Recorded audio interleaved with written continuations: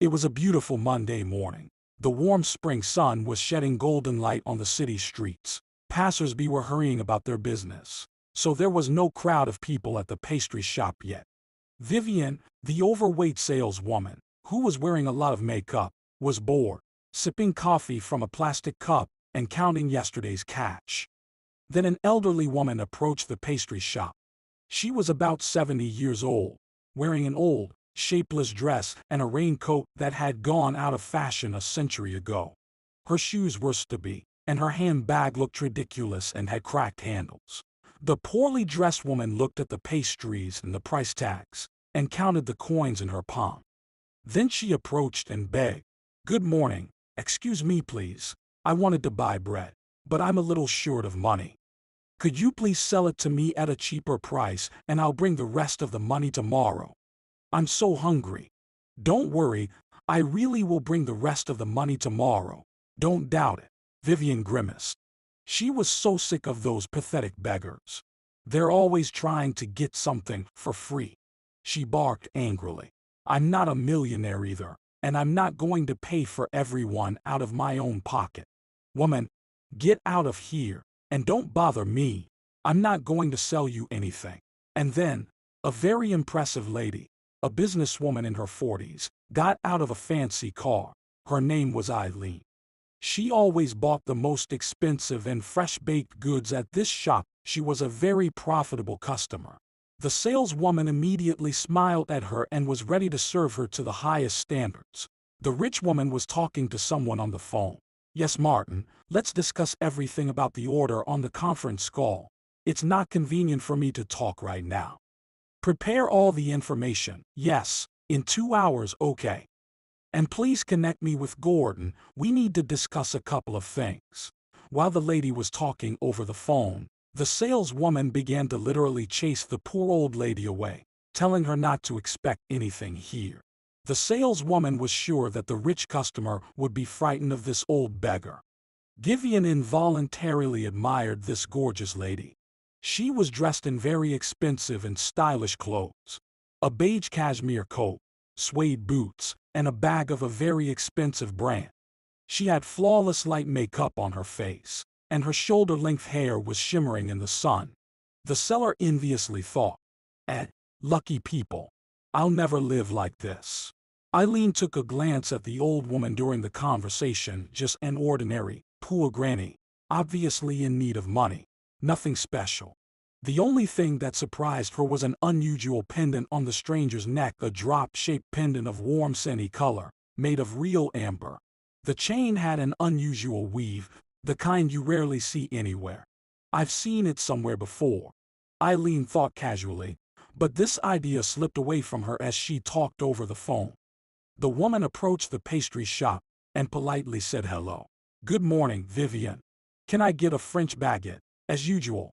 3 vanilla cinnamon buns, and a couple of croissants with sweet cream for the girls, please." The saleswoman immediately handed it all to her, saying, "Good morning. Here, I've already packed everything. I remember your preferences. Bon appetit. Everything is fresh, as always." Eileen smiled and handed the seller a banknote, put the pastries in a bag, and started to walk away from the shop. Suddenly, the saleswoman called out to her, "Wait, you forgot to get your change." But the woman only replied, "No need for change, just sell that granny some bread, please. I think she is really hungry. Have a nice day." The saleswoman waited until the rich woman's car disappeared around the corner, then packed the cheapest loaf of bread and called an old woman who was standing nearby, timidly stomping on the spot. "Here, that rich woman paid for you. But please, leave now. Have a good day." The old woman thanked everyone heartily. "Thank you very much. There are still kind-hearted people in the world." The seller carefully put the rest of the money in her purse. "That's enough for this beggar. But I have children. I need to feed them." Eileen arrived home. She had just returned from a business trip, and her 19-year-old daughter ran out to meet her. Kaylee immediately hugged her mother. "Hi, Mommy. I missed you so much. I smell cinnamon. Did you get my favorite buns? How was your trip?" Eileen kissed her daughter. "I missed you too, sweetie. Why aren't you at the university? I only came to take a shower and change my outfit. And then I have to go to the office. I have a lot of things to do. The girl replied sadly. Today classes start later. Uh, it's always like that. You just got home, and you already have to go to work again. At least eat something. I'll warm up some soup and make you some coffee. I know you'll be hungry all day again. Eileen smiled. Thank you for your care, sunshine. Please make sure you keep one of the buns for Grandma Molly. By the way, where is she, our housekeeper? The daughter started fussing in the kitchen and replied. She went to the market in the morning. You know her, she always needs fresh groceries, and you know how much she likes to bargain. Eileen took a shower, had breakfast with her daughter, put on a fresh blouse and skirt, and waved goodbye to Haley before heading off to work. Her day was scheduled by the minute, as always. After all, she had her own successful business. She owned a cargo transportation company. It was a small company with only 6 trucks, but the profits were good. But it took Eileen years and years to achieve that. She had to start a business from scratch, establish a powerful logistics department, hire experienced managers and professional drivers, and most importantly, buy top-quality trucks so that everything worked properly. She had to control all the processes personally. Today, she thought she would come to work for just a couple of hours, but she had to deal with a lot of issues. It wasn't uncommon in her profession. Anything happens on the road. On the way home, Eileen stopped at a small cafe. It was always quiet and cozy, and most importantly, not crowded. The woman liked to just sit there in silence before diving into her household chores. She always ordered coffee and creamy dessert, and slowly enjoyed it, thinking about her life. For some reason, she thought about that old lady with the pendant. Eileen imagined the jewelry in detail, focused on it, and suddenly realized. Her memories flashed through her mind. She was standing at the doorstep. It was raining outside, and she was holding her newborn daughter, who was crying nonstop. Her mother-in-law Jill looked out the window, and seeing her daughter-in-law, she grimaced and opened the window. Why did you come here? I didn't invite you. What do you want? Eileen begged in tears. Jill, please shelter me and my daughter. We had to move out of our rented apartment because now we have no money to pay for it. And I have nowhere to go. I don't even have parents. I'm an orphan. After all, Haley is your granddaughter. I'm begging you let us stay at your place for a little while, at least until I find some accommodation. Jill's husband, Stephen, looked out the window and was about to let his daughter-in-law into the apartment because she was standing there with the baby in her arms and soaking in the cold rain. But Jill suddenly started yelling like crazy. Get out of here. You took our son away from us, and now you want to get our house. Ralph died because of you. Solve your problems on your own. I don't want to see you here. I don't even know if she's my granddaughter. And the angry woman slammed the window shut loudly, signaling that the conversation was over. Eileen stayed there a little longer, hoping for mercy, but then walked away, straight to the train station. There was nowhere else to go. This story had begun so sweetly. Eileen was flooded with memories again, and tears began to roll down her eyes. She grew up in an orphanage. She was lucky this orphanage was small and very nice, and the city mayor supported and supervised it. Therefore, no one was abused there, but still, the caretakers were strict. But the teachers were very professional. They taught children efficiently, and often took them to the city to various exhibitions, circus, and cinema.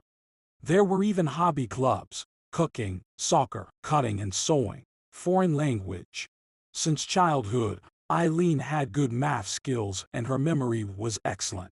Her teachers praised her and awarded her with various prizes, and after graduation, they helped her to get into one of the best universities, the Faculty of Economics and Management.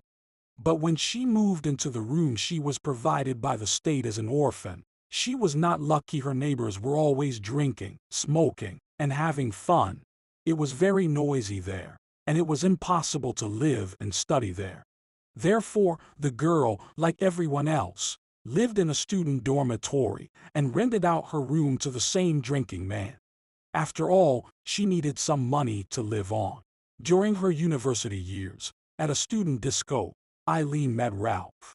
The guy couldn't take his eyes off her the whole night, invited her to slow dance, and showered her with compliments. When some drunken guys tried to harass her, Ralph immediately stood up for her and made it clear to everyone. This is my girlfriend. Is that clear? Or maybe someone wants to object. Come on, don't be shy, tell me. Ralph was a tough guy.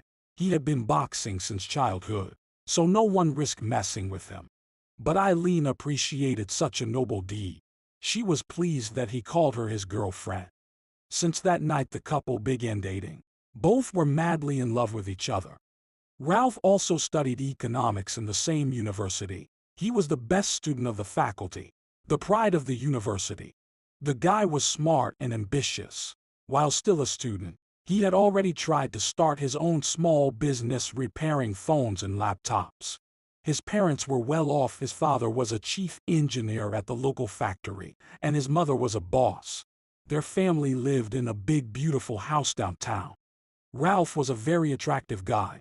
Many girls liked him and tried to win his attention. But the guy loved his fiancée so much that he didn't even look at other girls. Other girls envied Eileen, whispering behind her back, "What a lucky orphan. She wants such an attractive guy." But what did he find in her? She's just a simple girl. She doesn't even wear any makeup, doesn't wear any expensive outfits, and her body is nothing special. They were wrong because for Ralph, Eileen was the most beautiful girl. He couldn't stop looking into her deep blue eyes, touching her wheat-colored curls, and murmuring words of love. He was so sick of arrogant, brazen girls who were ready to jump into bed on the first date. Their eyes were empty. All they talked about was fancy clothes. Eileen was completely different. Soon Ralph asked her to move into his rented apartment. He preferred not to live with his parents. Eileen kept wondering, why do you even need to spend money on renting an apartment? Your family has a huge house. I don't understand, Ralph. But the guy always evasively answered, my mom is a very complicated person. I don't know how to explain. She loves me so much that she just suffocates me with her care. Does not let me breathe. The girl replied dreamily, Ralph, you don't understand how happy you are. I would give anything for my parents to love me so much. But I'm alone. The boy hugged his beloved tightly. You are not alone anymore. Now you have me. I will be your protection and support. I love you, Eileen. Their rented apartment was always perfectly clean. The girl quickly learned to cook, and often pleased her beloved with new recipes. She didn't succeed at everything on the first try, but she did everything with sincerity and love. The guy's intentions were serious, and soon he invited Eileen to his parents' house for dinner. The girl behaved modestly and respectfully, but despite this, she immediately felt a certain coldness and indifference from Ralph's parents, especially after she mentioned that she was an orphan. Ralph's mother, Jill, behaved especially rudely, always trying to offend the girl. She said many times that it wasn't clear what kind of genes Eileen had and that she wanted grandchildren, but someone like Eileen couldn't give birth to smart and healthy children. She said that her son provided for her and fed her, but Eileen only used him. It hurt the girl very much. She often cried after such attacks from her future mother-in-law. Now she understood why her fiancé didn't want to live at home. It was impossible to tolerate. His mother was so jealous of her son that she would do anything to separate them. Eileen thought with horror. How could they create a family if her fiancé's mother hated her so much? There was only one thing that comforted her. Ralph always stood up for her. He had stopped his mother abruptly more than once. Stop talking to Eileen like that. I'm ashamed of your behavior, Mom. We love each other, and we are going to get married anyway, whether you and Dad like it or not. My fiancé is my choice, so please respect my choice. Otherwise you won't see me again. His father yelled. How dare you talk to your parents like that? Where are you going to get the money for the wedding? Do you think your miserable university grant will be enough for that? Where are you going to live on? Your parents only wish you well and teach you how to live. But you're stubborn as a sheep, and you don't see anyone but your poor Eileen. I'm sure she's turning you against us. All the orphans are the same cunning and sneaky. She smelled money, and now she won't miss it. The young couple got so sick of these constant quarrels that they really stopped communicating with Ralph's parents and decided to achieve everything on their own. The mother-in-law called from time to time, making hysterics and demanding that her son should immediately break up with this fool and come back home. But Ralph was adamant. He realized he could not obey his mother. It was his own life, and she had no right to manipulate him. Eileen decided to sell her room, as it was impossible to live there anyway, and they invested the money in Ralph's new business. They rented an office, bought everything they needed to get started, and even had a modest wedding. It was so nice and fun. They had a barbecue, went swimming, sunbathed and sang songs under the guitar by the fire. And then they kissed and loved each other until sunrise. It was so romantic, and they both remembered it as the best day of their lives. At first, family life was very difficult. They were always short of money and had to deny themselves everything. But the couple did not lose heart, but only worked even harder. After graduation, Eileen worked as an accountant, but she secretly dreamed of starting her own business. But so far, there was no money for it. 3 years flew by like a day. The family lived peacefully, with almost no quarrels, managed to buy a used car, and now Ralph was saving money for their own apartment. Moreover, he was offered a very promising position, the head of the sales department of the company specializing in rare industrial metals. They promised very good salary and great career opportunities. The man decided to take a risk.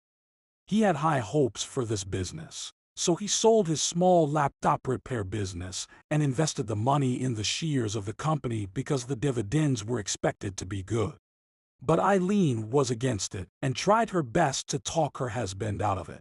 Honey, maybe you shouldn't be in such a hurry. Why sell the repair shop? Try to work at the new place for a while, and then you'll decide whether it's worth it or not. But Ralph excitedly explained to her, Eileen, don't you understand? I have such a great chance to change everything in my life. I can't miss this chance. I've been dreaming of a job like this for a long time.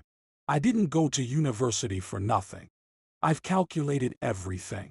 We'll invest our money, and next year everything will pay off. We'll buy a nice apartment downtown and go on vacation abroad. Trust me, honey, I can sense a profitable business since university, you know. The woman was used to always supporting her husband, so she agreed with his decision, but her heart sensed trouble. It felt as if they were jumping off a cliff somewhere into the unknown, and soon another important event happened. Eileen realized she was pregnant. When she brought home the ultrasound picture with a tiny dot where the baby was, her husband almost jumped joyfully. Ralph was beyond happy. He had always dreamed of having children, and he had always wanted a big family. He began to take care of and protect his beloved even more, worked even harder, often stayed late, went on endless business trips, and often didn't get enough sleep. The man wanted to show his best side, to be noticed by his bosses, to get promoted. But Eileen was very worried about her husband. She could see that he had taken on too much responsibility. Ralph looked worse and worse, lost a lot of weight, and had dark circles under his eyes from fatigue. She tried to tell him, stop, my love, please stop. But he didn't listen. And lately, he was gloomy all the time, thinking about something. But he didn't want to share his worries, and only answered briefly, don't worry, sweetie, there's just a slight misunderstanding at work. Things will get better soon. How is our little baby? Kicking in mommy's belly. Let me listen. I can't wait to see our baby. Just imagine how we'll walk with a stroller, kiss our baby. Unfortunately, Ralph was not destined to raise his baby. Nobody expected such a disaster to happen to their family. That evening everything was as usual. Eileen was waiting for her husband from work, setting the table, and doing household chores. She looked at the clock. Ralph should have been home hours ago. She kept waiting, but her husband wouldn't come. The woman became nervous and called him, but his phone was unavailable. Eileen rushed around the kitchen anxiously, even went outside a couple of times and waited for him there. But it was already night, and her husband was still not home. Terrible thoughts were popping into her head. Where is he? Why is the phone unavailable? It has never happened before. What if something bad happened? I hope he'll come back soon. I'm so scared. But in the morning, the terrible call sounded like a gunshot. Her beloved died, and it was a ridiculously stupid death. His body was found this morning in one of the firm's underground parking garages. He started the car and, having fallen asleep from fatigue, died due to exhaust fumes. Eileen couldn't believe it. It's just not possible. Last morning her husband had kissed her before leaving for work, and today he was already gone. When Eileen came to the morgue to identify the body, she fainted a couple of times. She couldn't believe that the body they were showing her was Ralph. Eileen screamed wildly, "No, that's not my Ralph. He'll come home from work soon. I even made breakfast for him. You're lying to me. Ralph couldn't die and leave me alone. It's not true." They gave her a sedative. Everyone around felt compassion for the pregnant woman, but her mother-in-law blamed her for her son's death, shouting right at the funeral, "You killed him. My son died because of you. You drove him to the point that he worked without rest and fell asleep after barely getting into the car. Curse you. I curse the day you came into our lives." Eileen sobbed and covered her ears with her hands to avoid hearing the cursing. She whispered, "How can you say that? I loved Ralph. I'm carrying our baby under my heart. Why do you say such terrible things?" But Jill rushed to her daughter-in-law with fists and wanted to attack her. And no one knows how it would have ended if people had not dragged her away in time. Eileen felt unwell. She felt sharp pain in her back and abdomen and slowly sat down on the ground. The ambulance took her to the hospital from the cemetery. She spent 3 weeks in the hospital and almost lost her baby. Her mother-in-law never visited her in the hospital. Eileen was so hurt. It turned out that after the death of her husband, she had no one left at all.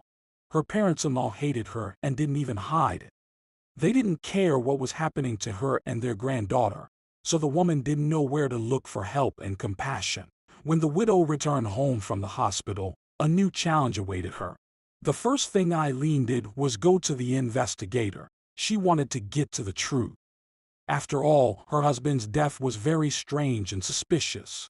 The forensics revealed that the driver's door had been locked from the outside, and they found no fingerprints at all on the ignition key of the company car, not even her husband's fingerprints. But how was that even possible if he got into the car and started it? Or who started the car? The woman hoped that while she was in the hospital, the investigation had already sorted everything out. But they told her indifferently that the case was closed, that it was an accident, and that there was no reason to suspect otherwise. Allegedly, the initial forensic examination was inaccurate. She argued and insisted on further investigation, but the investigators only said irritably, "Lady, please don't scream here and calm down. In your situation, you should think about your baby, but you only go to the police every day. We are very sorry. It is terrible to lose a breadwinner, but everything is clear. Your husband was exhausted and fell asleep in the car. It happens." Eileen couldn't prove anything, so she had to accept it and learn to survive on her own.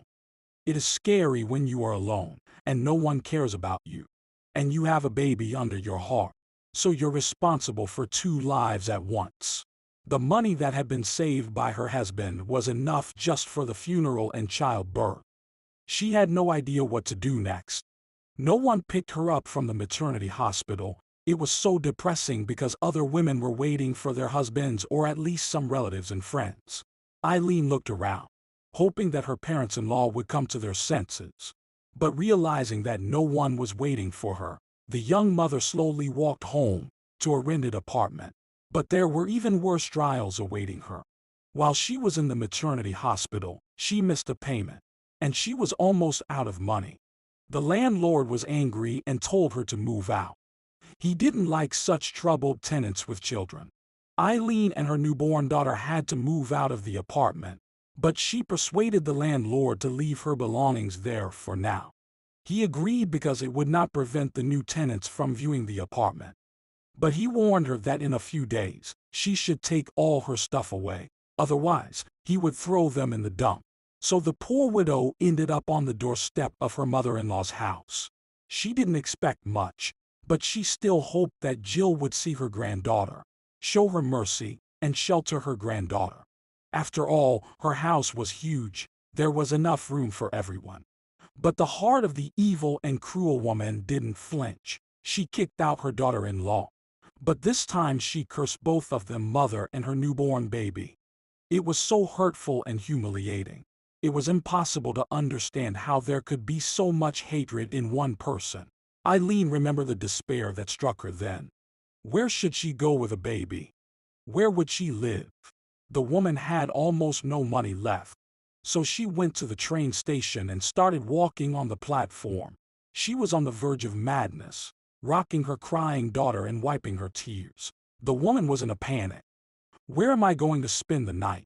What should I do with Haley? Maybe my daughter and I shouldn't live anymore. Who needs us in this cruel world without Ralph?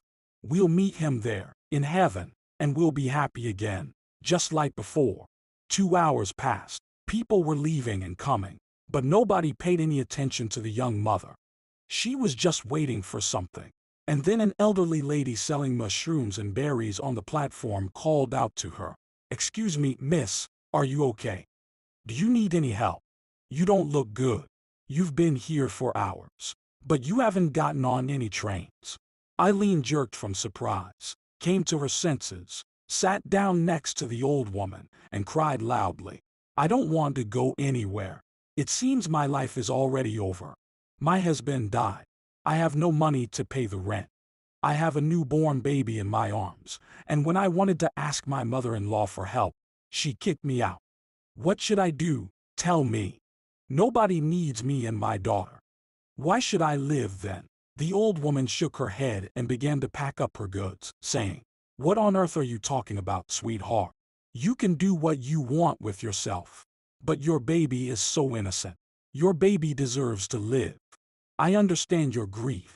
I lost someone close to me once, and I know what it's like. But you can't give up. You have to fight, not for your own sake, but for the sake of the baby. You can always find a way out. You're still young. You have your whole life ahead of you. Don't even think about death." Eileen laughed hysterically. "The way out? It's a dead end. Should I become a bum now? Sleep on the heating mains? I'd rather die than condemn my daughter to such a pathetic life. My mother-in-law hates me, but I'm okay with that." But it turned out that she didn't even need her granddaughter. "I have nowhere to go, nowhere at all. I'm alone." The old woman saw that the girl was decent, well-dressed, and obviously not a thief or a swindler. She was just in trouble. Trouble can happen to anyone. Moreover, she was on the verge. She could decide to commit suicide any minute. And then the elderly lady said firmly, "Let's go to my place. I'm renting out a room in my house. It's small but clean and comfortable. I won't charge you much. I don't rent it out for money. I use the proceeds to help kids from the local orphanage. I still work there as a nurse because my pension payments are miserable. I understand what it's like to be an orphan. I've seen the broken destinies of so many poor kids. My name is Molly. On weekends, I sell goods here at the train station. What's your name? And your daughter's name?" Eileen looked at her in surprise, unable to believe that this stranger was willing to shelter her without even knowing her name. She thanked her heartily. "My name is Eileen, and my daughter's name is Haley. Thank you so much, Molly. I agree to any conditions. It's so scary to be out on the street, especially at night. You have no idea what you're doing for me now. You're saving my daughter's life. I'm really desperate." So Eileen moved in with Molly, taking her belongings from the rented apartment. The room was small, but very cozy and clean. The women immediately became friends. and over the years they became almost a family. They made pastries together and had tea in the evening. The landlady was babysitting the baby while Eileen ran to the store. They rejoiced together at the girl's first tooth and her first step. And when Haley was already walking confidently, she liked to run to Molly's arms and hug her. Haley considered Molly her own grandmother and loved her dearly. And it felt so warm on the lonely woman's soul. She cuddled the little girl and said, "You are my dear prankster, my joy." Eventually, when the pain of loss had subsided, Eileen found the strength to open the box with Ralph's belongings, and what she found there shocked her. At first, she didn't even notice the dusty leather folder with some papers. She didn't care about any papers anymore. But then, remembering the strange and suspicious death of her husband, she pulled herself together and decided to read it. She couldn't believe her eyes. There was dirt on the managers of the company where her husband worked. It turned out that the managers were involved in criminal activity. They were stealing part of the cargo because rare industrial metals cost a fortune. The owner of the company obviously was not aware of these schemes, but her husband found out. That's probably why he was killed. Eileen found a notebook with some incomprehensible notes and coordinates. Judging by the date at the bottom, the notes had been made the day before Ralph died. That's when Eileen realized why her husband was so gloomy before his death. He already realized that he was involved in a criminal activity and that there was no way to get out of it safely. That's when he made the tragic decision to hide part of the cargo, marking it and encrypting it in his notes. But he didn't know that the criminals had been following him all this time. When they realized that some of the stolen cargo never reached its destination, they quickly got rid of Ralph. They even bribed the investigator so that he quickly closed the case and didn't even try to investigate anything. The woman did not hesitate and decided to take it all to the owner of the company, Patrick. She told him everything, gave him all the papers, and then quietly asked him, "I don't believe Ralph could fall asleep in the car. I'm sure he was killed by those bastards. I hope you will investigate everything and make sure the scoundrels are punished." The man looked at the grief-stricken young widow and promised, "Eileen, you can be sure I will punish everyone involved in this case. I didn't even know what was going on in my company. Thank you for your help. Ralph was a great guy and a talented professional. Sorry for your loss," Eileen cried. "I want justice more than anything else right now.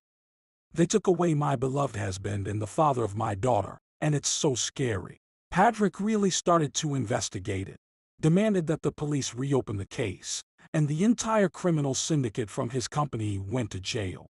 Not only that, but those incomprehensible notes of Eileen's husband turned out to be the coordinates of a part of the cargo, which Ralph had managed to hide and save. He was going to tell Patrick everything, but they killed him. Patrick was very grateful to the widow and paid her a decent bonus. But Eileen was in no hurry to spend the money. She deposited it in the bank. The woman hoped that after the investigation was finished and the bastards were arrested, her mother-in-law would become kinder, would want to call her or at least visit Haley. After all, she was her only granddaughter.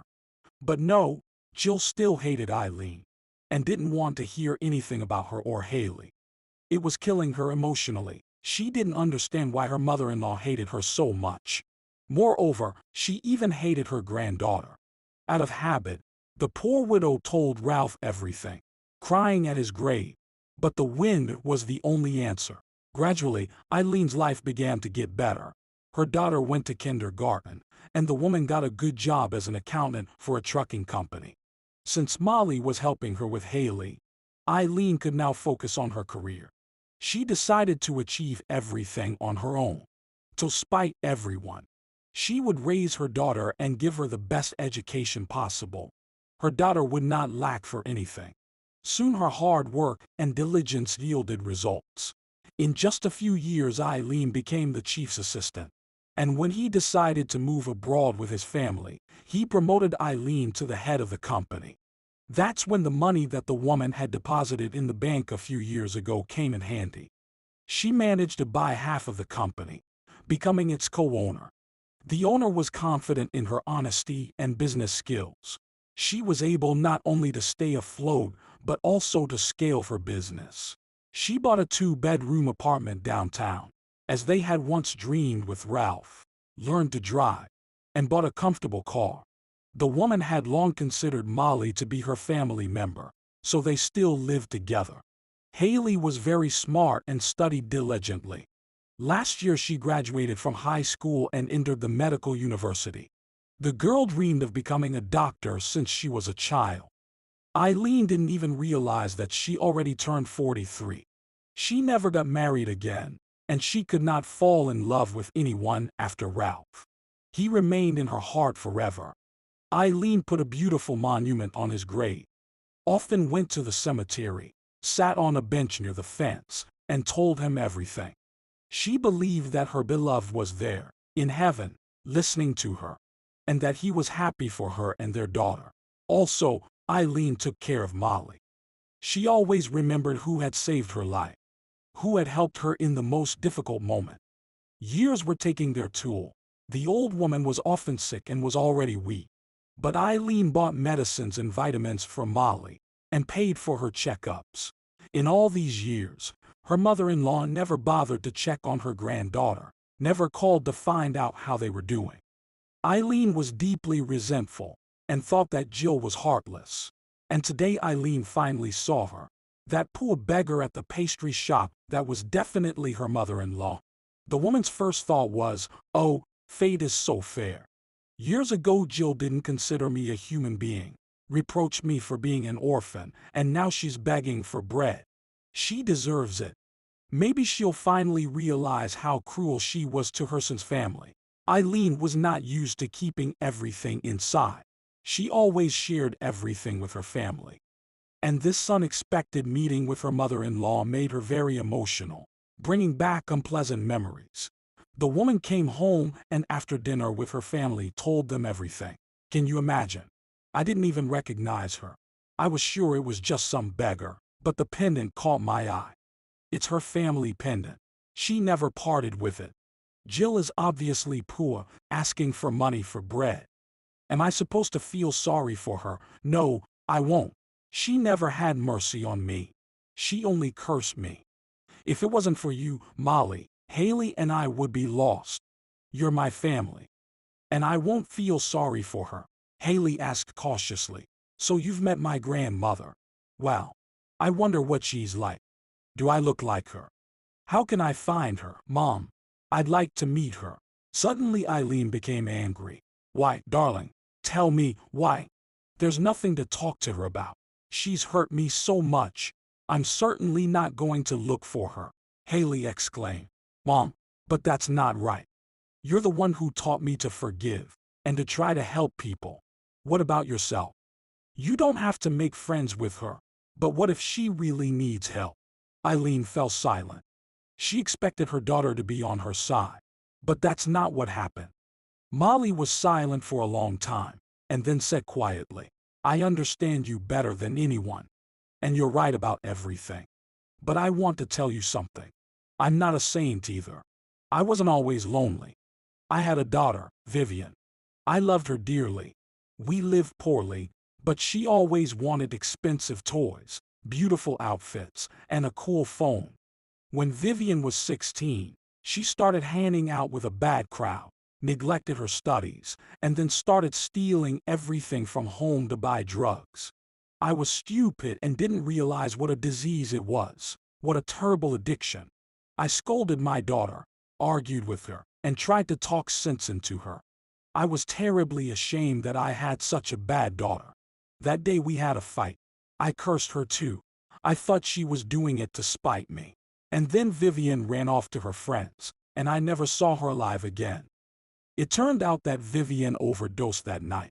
If you only knew how much I regretted all these years that I hadn't hugged her then, hadn't tried to help her, to understand her soul. But I had no idea it was the last time I'd see her. I don't know why I'm telling you this. It's up to you whether to talk to your mother-in-law or not. But I know for sure that everyone can make mistakes. And everyone deserves to be forgiven. But no matter what, A granddaughter has the right to see her grandmother. Eileen was up all night, thinking about everything. The first thing she did in the morning was drive to that pastry shop again, hoping to see Jill. Why? She didn't know why. Just to look her in the eye, to talk to her. The woman waited for over an hour, but the old woman never showed up. Then Eileen went to her mother-in-law's old house and knocked, but some strangers opened the door and told her that the house had been sold long ago. They didn't know where the previous owners had gone. Eileen got worried. How could it be? Ralph's parents had such a nice house, and they loved it. Besides, they were very wealthy. What could have happened? Why had her mother-in-law become a beggar? For the entire next week, Eileen would come to the pastry shop every morning, hoping to see Jill again. And finally, she saw her. She looked closely, and it was her, even though she had aged a lot. There was no trace of her former beauty and arrogance, and her eyes were full of hopelessness and despair. Eileen exhaled. Her heart was racing, but she had already made up her mind. So she boldly approached the old woman. "Hello, Jill. Do you recognize me?" The old woman looked at the business lady in surprise for a couple more seconds and then said, "Eileen, is that you? Jesus. How beautiful you are. You've changed so much. It's so wonderful that we've met. And I am God, this is so hard for me to say it. I wanted to apologize to you a long time ago, but I didn't dare. My guilt is killing me. It's burning me from the inside out. I was too late to realize that I ruined your life. Forgive me, girl." The old woman covered her face with her palms and cried quietly. It was sincere, real. And the ice in Eileen's soul melted. She believed in her mother-in-law's repentance and quietly asked, "Jill, where do you live now? I visited your house, but other people have been living there for a long time." Jill sadly replied, "It's a long and unhappy story, Eileen. If you want to come to my place, we can talk over tea. If you refuse, I'll understand too. I think you still hate me. But I understand why. It's my own fault." Eileen took her hand. "Here's my car. Tell me where to go. Just wait a minute. I'll just get us some fresh pastries for tea."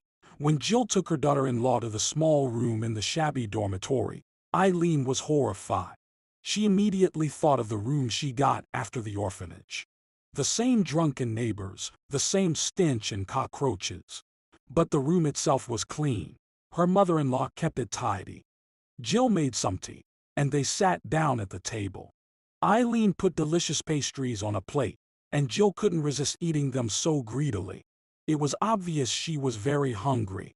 At that moment, something turned upside down in Eileen's soul. She felt so sorry for this poor old woman. Jill sighed and began to tell her story. "You know, me and Stephen were always wealthy. I was used to a beautiful life, and I've never lacked anything. But after Ralph died, I went crazy. I really convinced myself that you were the reason he died. I couldn't believe in such a ridiculous death. And when I kicked you out with my granddaughter, Stephen scolded me for a long time. We quarreled a lot. I wasn't myself.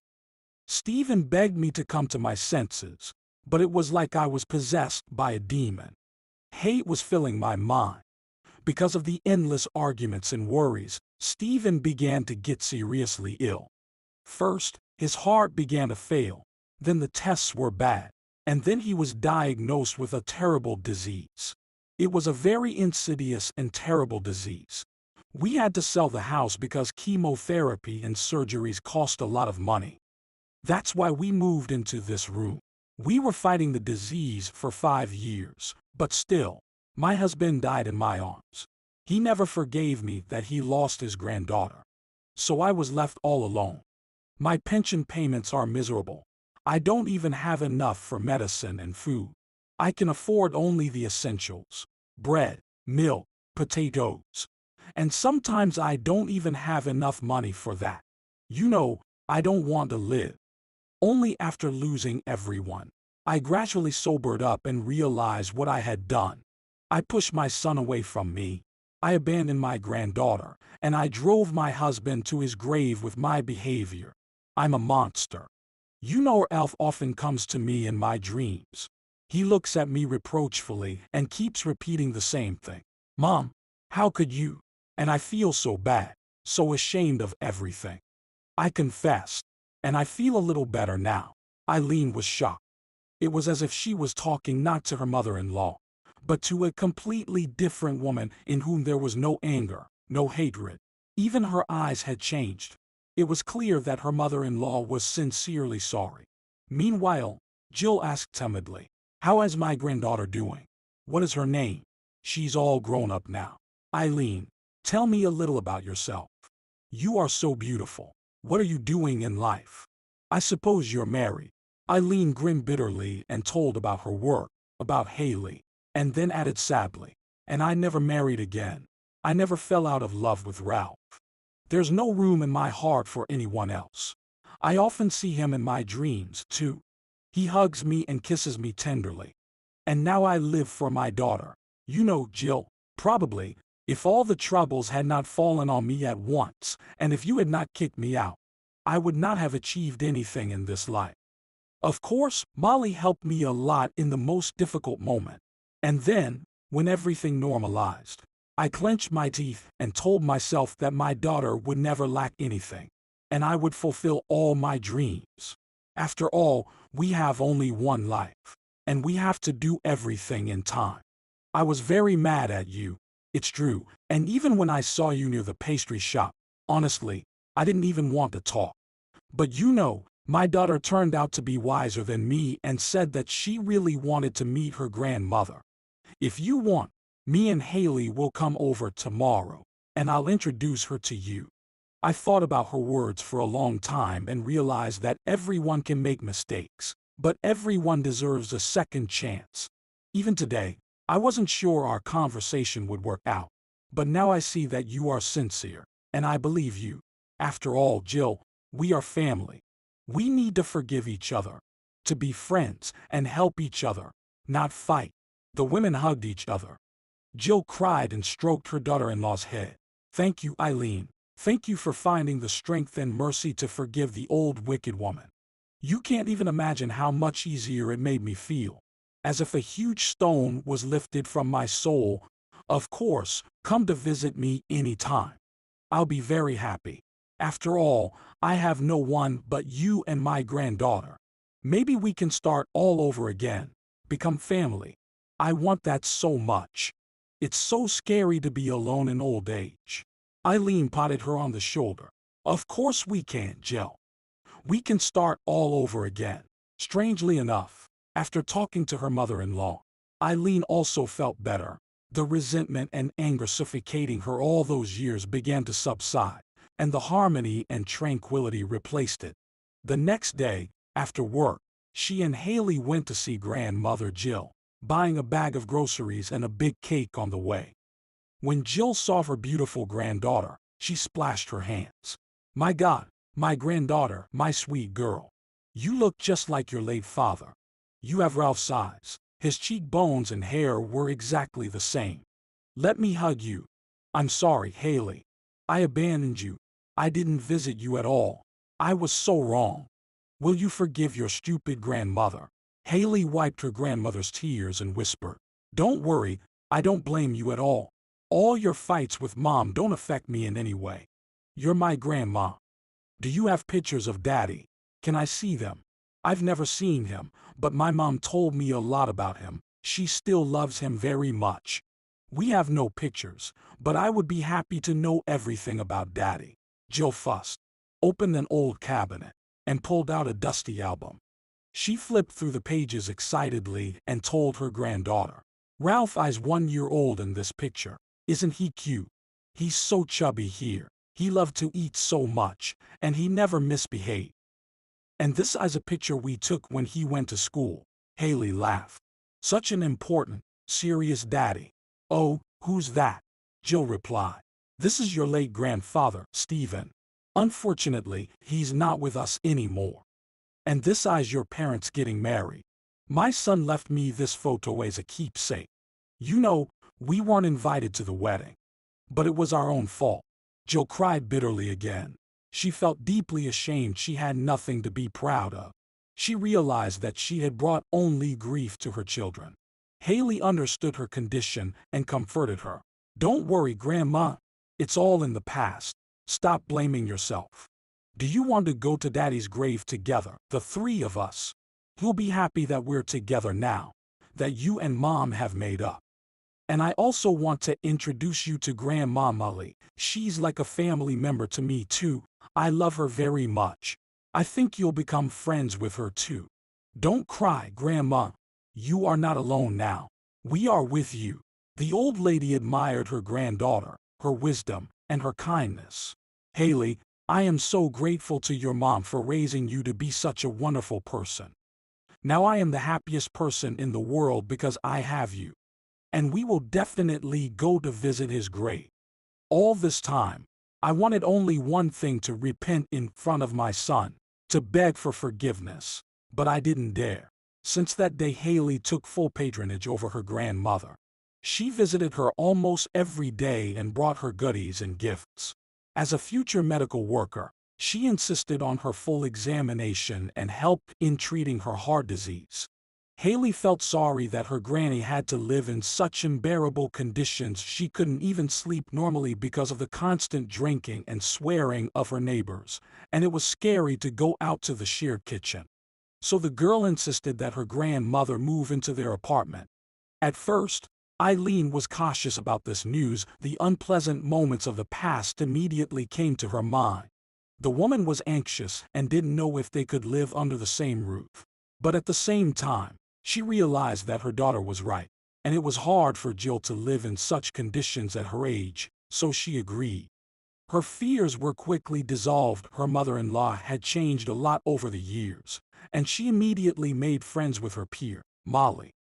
They had a lot to talk about: knitting, cooking, gardening. Gradually, Eileen also began to communicate warmly with her mother-in-law, to talk to her heart to heart, not being afraid of any tricks from her side. Now a delicious dinner was waiting for her and Haley every evening. The grandmothers did their best, spoiling the family with pies and soups.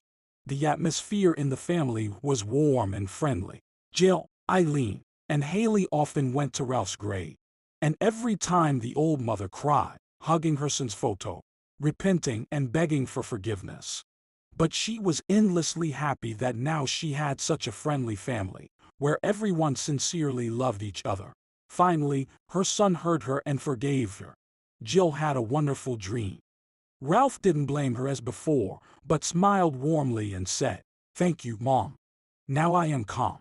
The woman woke up with a smile and immediately realized it was a sign.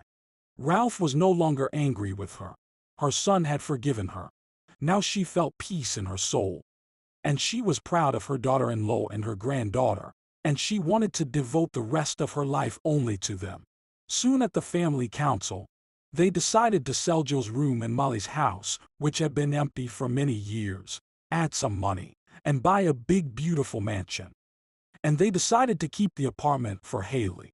When everyone moved into the new mansion, there was no limit to their happiness. It was so spacious and comfortable. They got a big dog named Richie, and Haley found a funny kitten, Tom, and enjoyed taking care of the pets. The seniors enjoyed planting roses in the garden and even made a small vegetable garden. They were so excited about it that even ridiculitis seemed to go away, and their strength increased. And Eileen now loved to relax in the gazebo after a hard-working day, wrapping herself in a warm blanket and just enjoying the peace and quiet.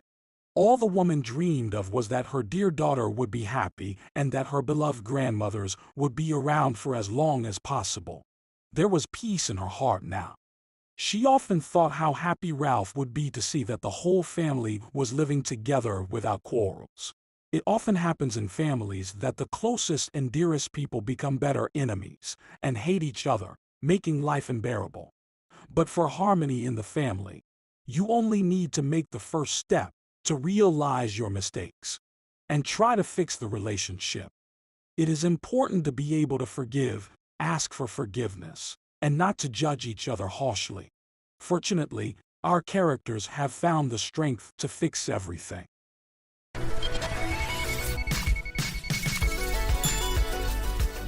All right, everyone's presentations are done, Nick, the manager, said as he tried to move the discussion forward. Excuse me, I haven't. I recently found out something. Nick interrupted me and began to speak. There's apparently someone in this department who didn't graduate high school and is just a part-timer. Meetings should be for employees only. Absolutely right. His lackey, Mike, of course, agreed with Nick. I'm leaving. After leaving the meeting room, I started to shut down my computer. I noticed that an email had arrived, not in my personal inbox, but in the company's shared email. Thinking, there's no point in speaking up, no one will listen, I went home quietly. The next day, I heard a commotion from Nick's desk. He was staring at his computer screen, his face pale. Nick? Is something wrong? Mike looked at the screen with him. And he turned even paler than Nick. Why is he so angry? Knowing the reason for Mike's distress, I thought to myself, serves them right. My name is Adam. My mother passed away when I was in the 9th grade, and I was raised by my father. Well, you could hardly call it being raised. After my mother passed, my father changed. He drowned his sorrows in alcohol, and though he still went to work, he squandered our living expenses on horse racing. Because of that, I had to start working part-time as soon as I entered high school. Every month, I went to the convenience store with bills in hand that couldn't be auto-deducted from my father's account. Even though I endured it because I didn't want to be alone, I reached my limit in my 2nd year of high school and dropped out. I found a live-in job at a distant inn. Thank you for everything. The day I left home, my father, still staring at the TV, spoke. Take care. That was our last conversation. Back then, 18 wasn't the age of majority, so I needed my father's permission to work, and I couldn't hide my place of employment. Yet, my father never visited me even once. I kept working just to survive, and before I knew it, I was 42. Years of hard work paid off, and I was transferred to the headquarters. I was thrilled to be recognized by the company, as I thought I'd be working in the field until retirement due to my lack of formal education. Listen up. Our work can change the future of our employees. Don't drag us down. On my first day after the transfer, Nick, dressed in an expensive suit, spoke sternly. There was a reason for this. Our inn was located in a prominent tourist destination, known so well that everyone in the state could sing its commercial jingle. At its peak, we had 5 locations within the state. But that was long ago. Due to financial difficulties and aging facilities, only the place where I had worked for many years and the original establishment remained. I was prepared to lose my job anytime, but now there was a glimmer of hope. With the rise of social media, the tourist area where the inn was located started gaining attention again. Depending on how hard the sales department, where I was transferred, worked, we could either thrive or be forced to give up this prime location to the new hotel chains continuously popping up. For Nick, who had switched careers from another industry to strengthen our sales, this was a battle he couldn't afford to lose. I understood why he had to be strict. I will do my best. Nick sneered at my enthusiastic declaration. Did you not hear what I said? I'm sorry. I thought I was listening carefully. Out of habit from years of customer service, I apologized reflexively, though I had no idea what had offended him. Someone was watching me with a smirk. In this department, there are those who are expected to excel and those who have been shoved here because they have nowhere else to go. You are the latter. It was Mike, the section chief. He's 7 years younger, at 35. But he was called to headquarters much earlier than I was and had been moving around within the headquarters ever since. I'm not jealous, but I can't accept that he's my boss. Graduating from a prestigious university, he has an unusually high pride and caused many problems as a newbie, making things very difficult for me when I was the front desk leader. When I found out Mike was transferred to the sales department a month before me, I was disheartened. Mike is right. With just a middle school diploma, there's not much you can do. Don't even think about achieving results. As if I didn't exist, Nick remarked, I'm thirsty. Mike eagerly ran to the coffee maker. It seems Mike is Nick's lackey. I regretted being happy about my transfer to headquarters, wishing I had stayed on site forever. Send a direct mail to every company on this list by the end of the day. Nick only assigned me tasks that even a new graduate could handle. What? There are over 1,000 companies. You want me to send to all of them by today? Yes, if you and your fellow misfits split the work, even those with nowhere else to go should finish by today. I glanced at the employees typing away expressionlessly. They were worn out from customer service, only thinking about leaving on time, or were women reassigned after having children. With zero motivation for work. Even Sam, a new graduate from the same university as Mike, who was supposed to be among the expected achievers, had no enthusiasm for the job. Having joined the company wanting to do customer service. I don't care what they say, I plan to quit anytime, he said.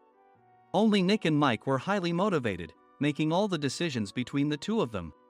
I originally only wanted to work at the inn to survive and had no particular attachment to this job. I swallowed my words, thinking I had no right to reprimand them. About a month after the transfer, Nick told us with a frustrated look. To commemorate the 50th anniversary, we've decided to create a plan exclusive for one group per day.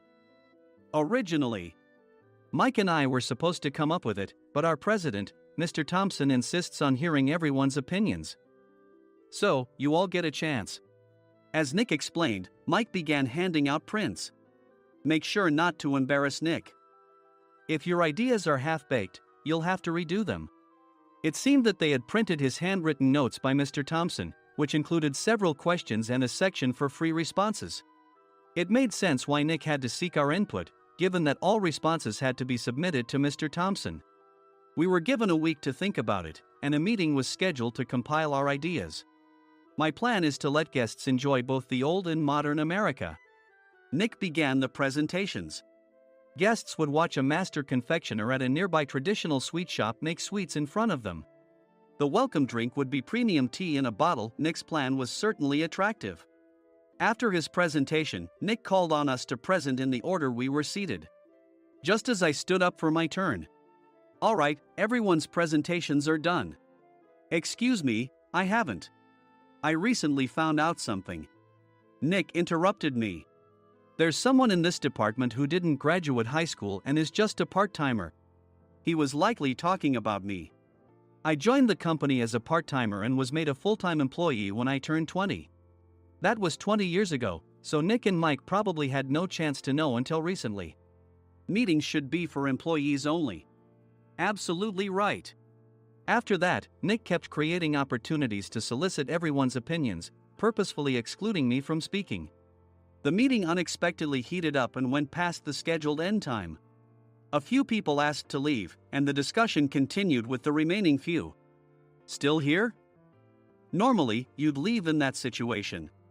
Though I had no attachment to the job initially, hearing kind words from customers made me want to make them happier.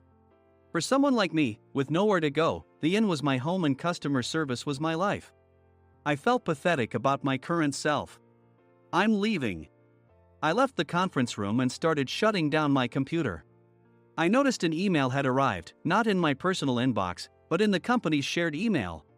Thinking no one would listen to what I had to say anyway, I quietly went home.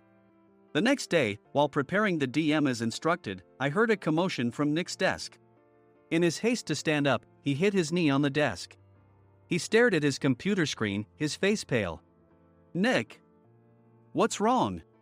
Mike, thinking he should be the first to rush over, approached Nick while still wearing his coat. He peered at the screen with Nick. And he turned even paler than Nick.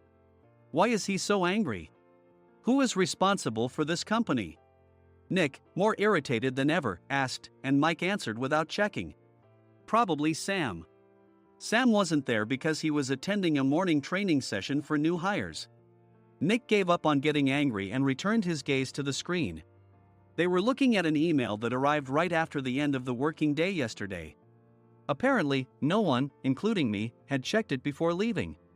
The email was from a large company that used us for their annual employee trips. The president and executives of that company also frequently used our services personally. President of the company, Mr. Mason himself, had declared that neither he nor his company would ever use our services again. Well, some companies cancel their employee trips or stop using our services due to financial struggles. Let's just move on. Mike kept wiping the sweat from his forehead with a handkerchief. Knowing why Mike was so agitated, I quietly watched their interaction. Do you know how much revenue we get from that company? We can find other guests to fill the rooms, but we'll lose the banquet costs, gift shop revenue, rental car fees, and more.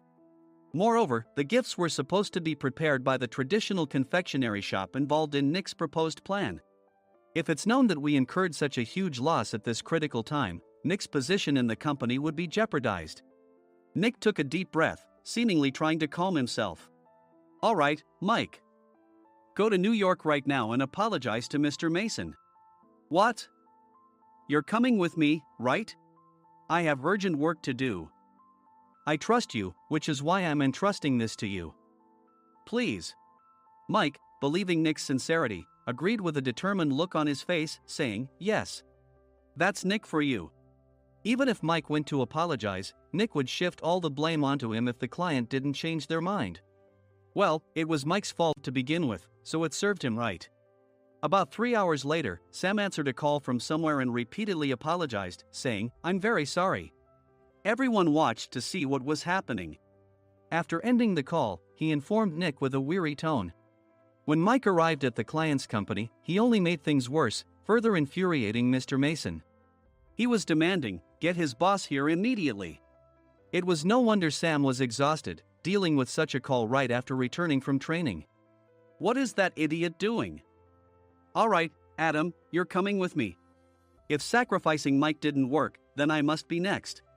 Normally, I'd want to refuse at all costs, but I saw an opportunity in this situation. If I can be of assistance, I'd be happy to join you.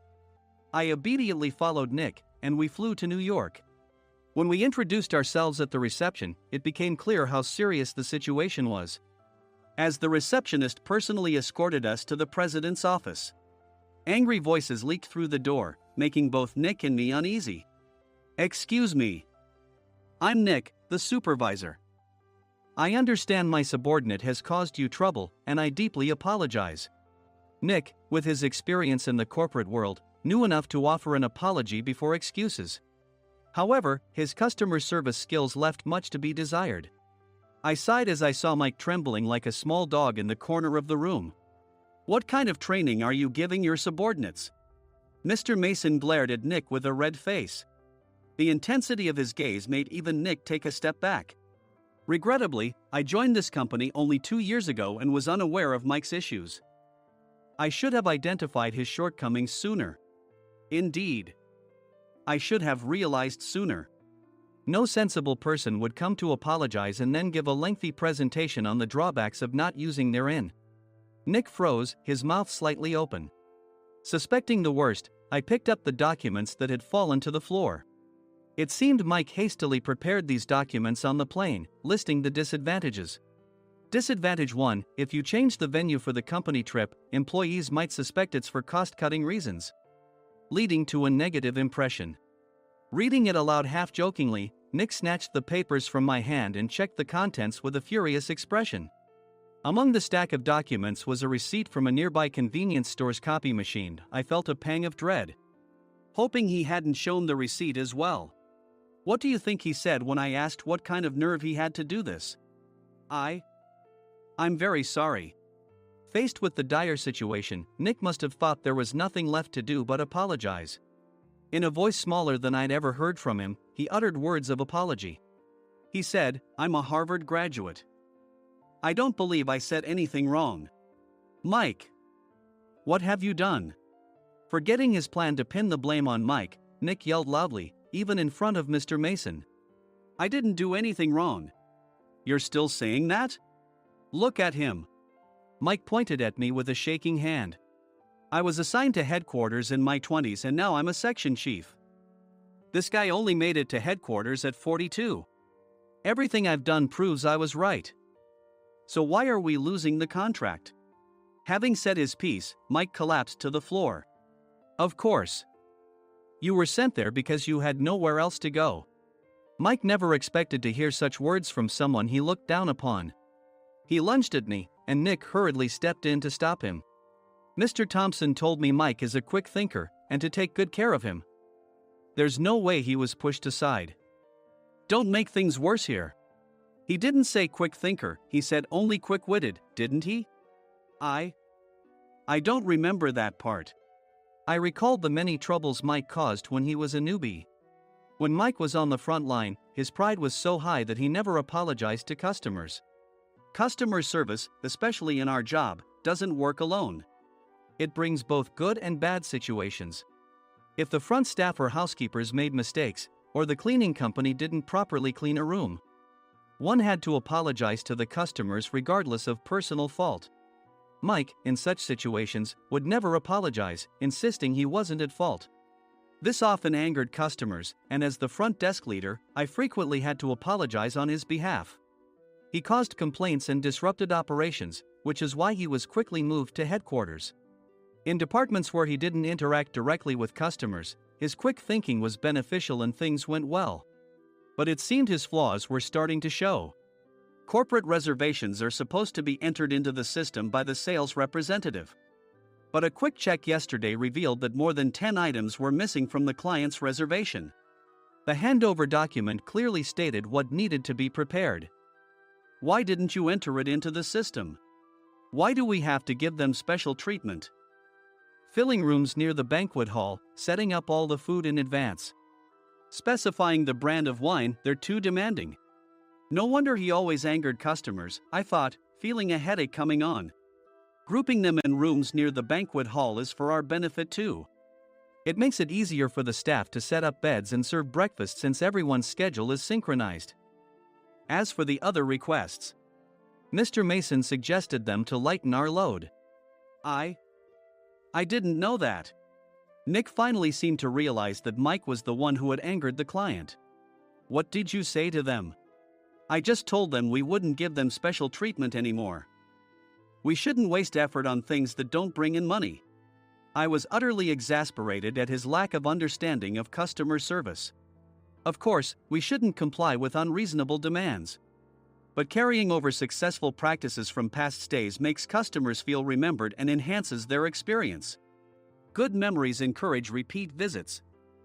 That's part of our job. I looked down at Mike, who was sitting on the floor. In our job, nothing is a waste. Mr. Thompson likely moved you to the sales department, hoping you'd finally understand this. How do you think he feels now that you've failed to meet his expectations? Mike, tears in his eyes, fled the president's office. I was amazed he still hadn't apologized. You have it tough, Adam. It's okay, we're all employees of the same company. I deeply apologize for this disrespectful incident. Especially after all the care you've shown us. If it weren't for you, Adam, I really would have stopped staying here. When I heard you were moving to the sales department, I was willing to reconsider if you handled it. Seeing us talk so amicably, Nick's face contorted. Do you two know each other? Adam's service is excellent. I always requested him specifically. Normally, we don't accept specific staff requests, but we made an exception for Mr. Mason, adjusting my shifts accordingly. He had personally stayed at our hotel just before my transfer, and during casual conversation, I mentioned, I'm moving to the sales department soon. If I hadn't told him then, things could have been much worse. Please continue to take care of us. I look forward to it. On the return flight, Nick awkwardly offered me a can of beer. It's still working hours. Of course, I had no intention of forgiving him for a single beer. Nick might try to pin everything on Mike and avoid any consequences. While pondering this, a startling fact came to light. Nick, the tea bottles for the plan have arrived. I handed Nick a bottle labeled with our inn's name. They look good. What are you talking about? These are plastic bottles. I had assumed we would use the trendy, high-end bottling tea. But what arrived were ordinary plastic bottles of tea with customized labels. The only unique aspect was the label, which had the inn's name, making it look customized. Upon further investigation, I discovered that a substantial amount of money was set to be paid to the tea company. It was priced like bottling tea. Does this plastic bottle really cost $100 each? The tea inside is specially blended for us. The extra cost is for that. Wouldn't it be better to use another tea company? Or is there a specific reason we must use this one? As Nick continued to make excuses, I showed him a printed email. I informed the tea company's president, Mr. Mitchell, that we discovered irregular payments and he confessed. He said you two were high school classmates and planned to split the extra money. That idiot. Why did he confess? That's not important. You should worry about yourself, this could turn into a police matter. Opening the bottle cap, I suggested. How about calming down with this tea?